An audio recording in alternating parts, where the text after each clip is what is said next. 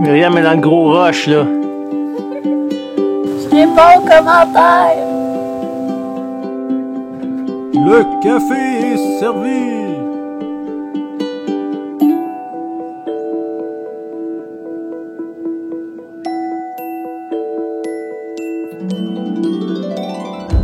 Le bain de Cléopâtre!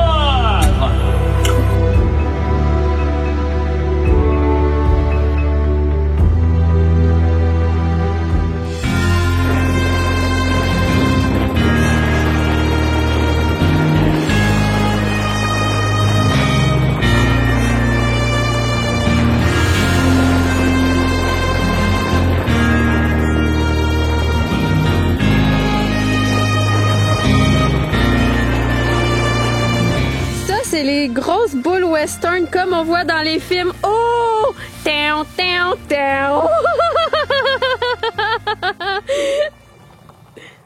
Trêve de plaisanterie, on a des nouveaux territoires à explorer, donc faut y aller parce que le soleil se couche assez tôt. On parle d'environ 18 heures. Donc, en route!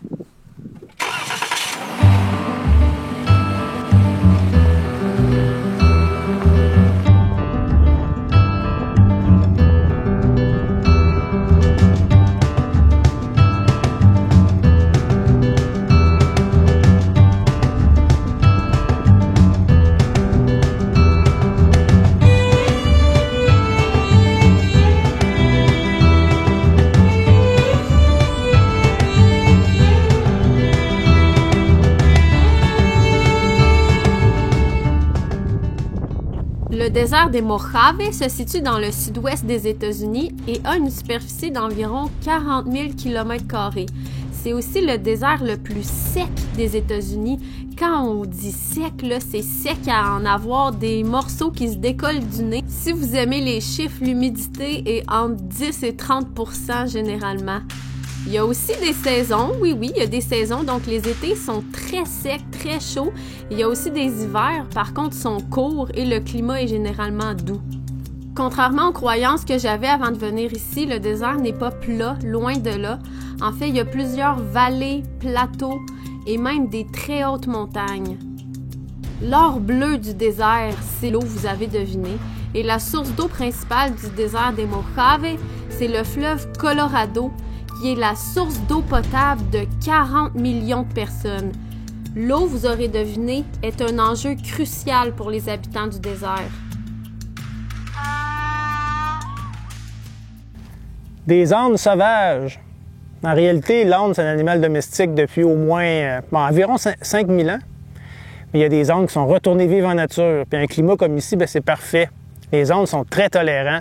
Ils peuvent survivre longtemps sans boire. En fait, c'est des animaux vraiment tolérants. Ils ont été domestiqués pour ça, là, pour transporter des bagages, un peu comme moi, mais encore plus tolérants. Donc, en se promenant dans le désert, on en voit de temps en temps, comme ceux-ci. C'est vraiment le fun.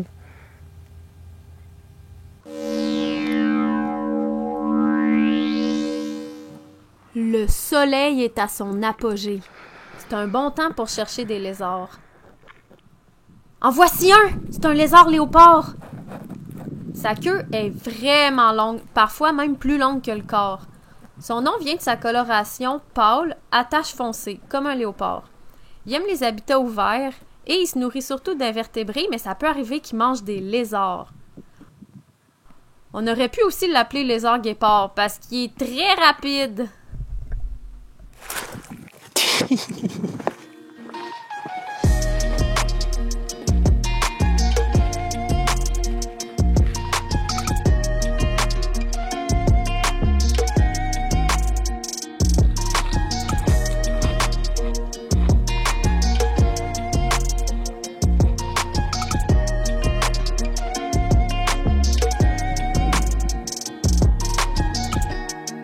Il fait chaud! Puis, À l'ombre! il fait chaud, il fait chaud.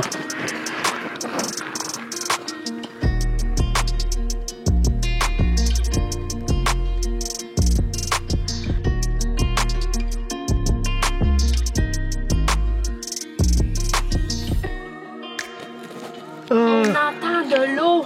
Hein? Donc on descend dans un canyon.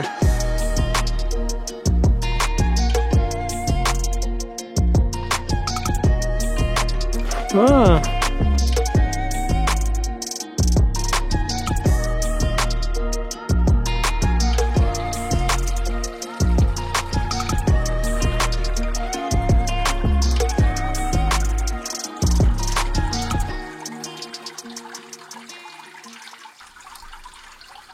C'est un véritable oasis que ce ruisseau qui forme un étang en plein désert. Un endroit parfait pour observer des plantes et des animaux, notamment des insectes et des amphibiens. Car comme vous le savez, les amphibiens ont besoin d'eau pour pondre leurs œufs et compléter leur stade larvaire. D'ailleurs, on aperçoit des têtards de crapauds à points rouges qui sont en pleine métamorphose, ils ont encore leur queue. On les reconnaît à leurs petits points rouges sur le corps. Un des petits crapauds.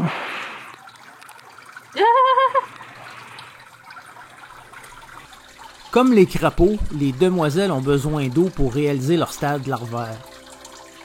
L'eau est importante pour plusieurs espèces végétales comme les mousses, mais aussi pour des arbres qui atteignent des grandes tailles. On en a vu quelques-uns enracinés sur les parois rocheuses, quand même assez spectaculaires. Et sur les arbres vivent des animaux comme le lézard épineux de l'Ouest, dont les écailles sont plus développées que le lézard épineux des armoises qu'on avait vu précédemment. Tout d'un coup, on entend un bruit, une rainette cachée dans la végétation.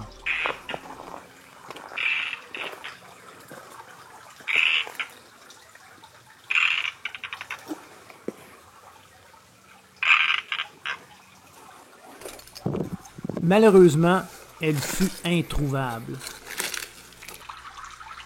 L'oasis était très rafraîchissant, mais pour nous, il est temps de retourner au désert.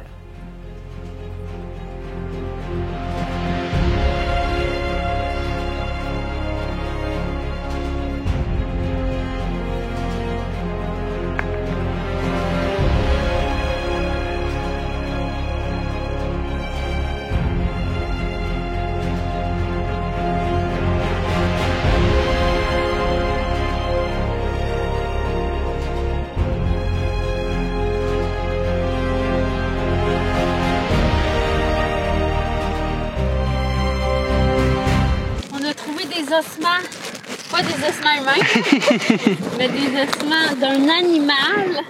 Oh! Et quand on regarde attentivement, on se rend compte que ce sont des os de tortue. Ah, la carapace? Oui, ça c'est la carapace. Et à côté, là, les deux morceaux, plus petits. Les écailles. Les écailles. Ouais, c'est probablement la tortue du désert. Puis on veut trop la voir vivante. Wow! Il y en a dans le secteur.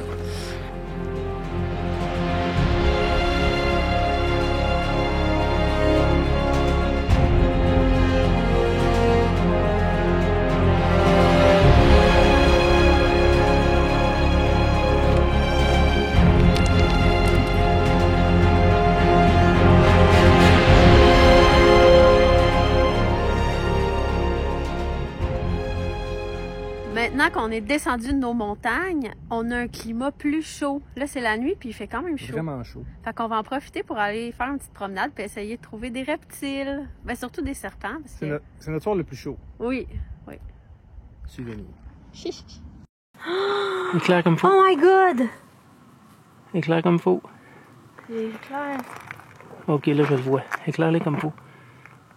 Hey, c'est tellement cornu. beau!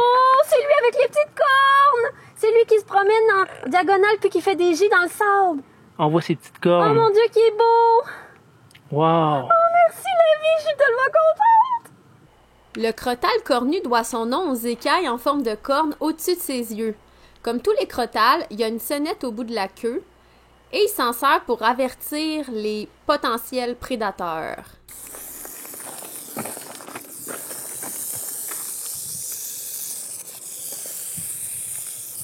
Le crotale cornu est petit, environ 45 à 60 cm en général, et il se nourrit de lézards, de petits mammifères et d'oiseaux. Sa façon de se déplacer latéralement est caractéristique. On dirait même que le vent le pousse de côté.